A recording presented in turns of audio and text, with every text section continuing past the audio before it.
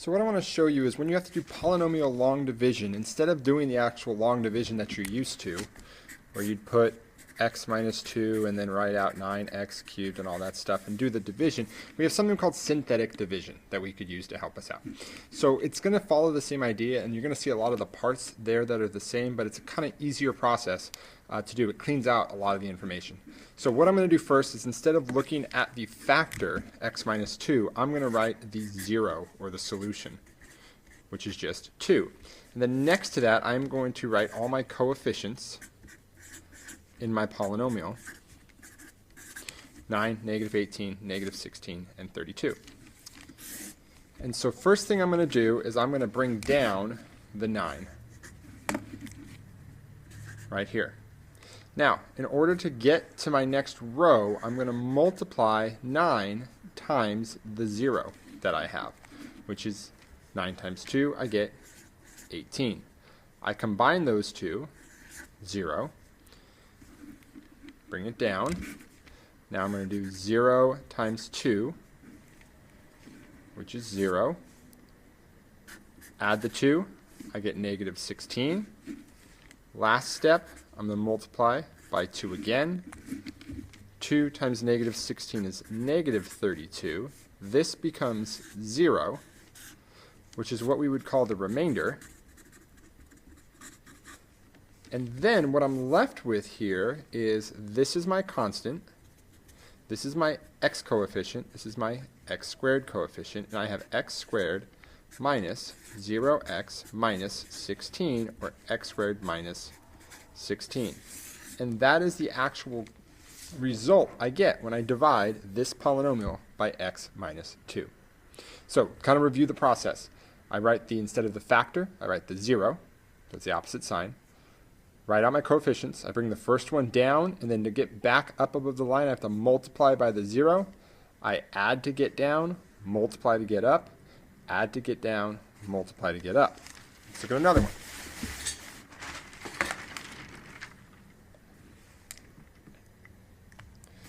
So in this one, my 0 is 5. My coefficients are 3, negative 17, 15, and negative 25. First thing I do is bring down the 3. 3 times 5 is 15. Gives me negative 2. 5 times negative 2 is negative 10. Bring that down, I get 5. 5 times 5 is 25. I get 0 as my remainder. This is my constant. This is my x. This is my x squared. So 3x squared minus 2x plus 5. Now, how is this working as we've done a couple of them? Now, if you would have done long division, if you remember, anytime we do long division, you would have looked at maybe multiplying this front term to get it to be 3x cubed. And so maybe you multiply it by 3x squared, and you bring that down, and you get something like that. And what you always were taught to do is, once you get there, you have to change the signs of it because you're subtracting away. What we've really done is, instead of subtracting here, or even in this step, is we've changed that x minus 5 just to be positive. So now it's going to be positive, and I can just do multiply and addition on our way through. Let's go to another one.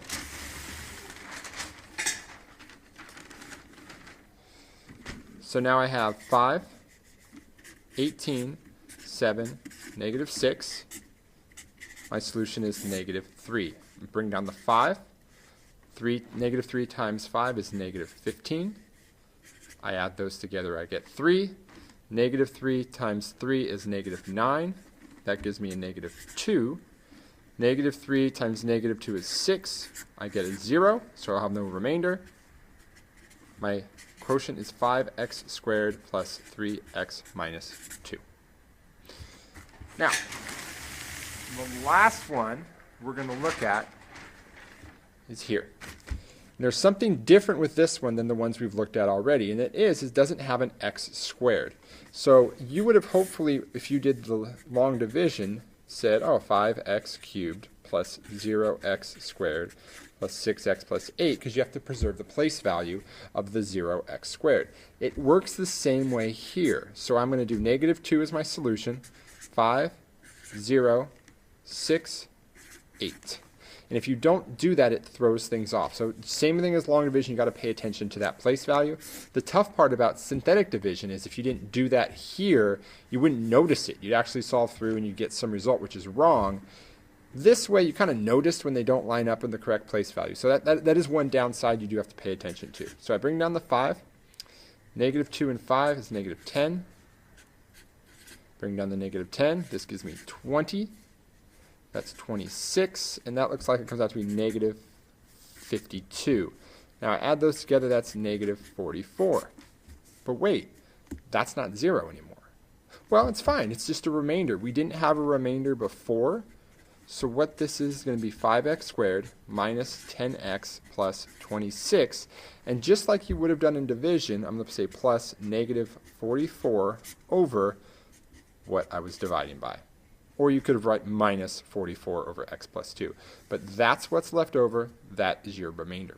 Now, if there is a remainder there, that's going to mean that this is not a factor of this polynomial, which is something we'll do later. But for the sake of division, that's perfectly fine. There is our result.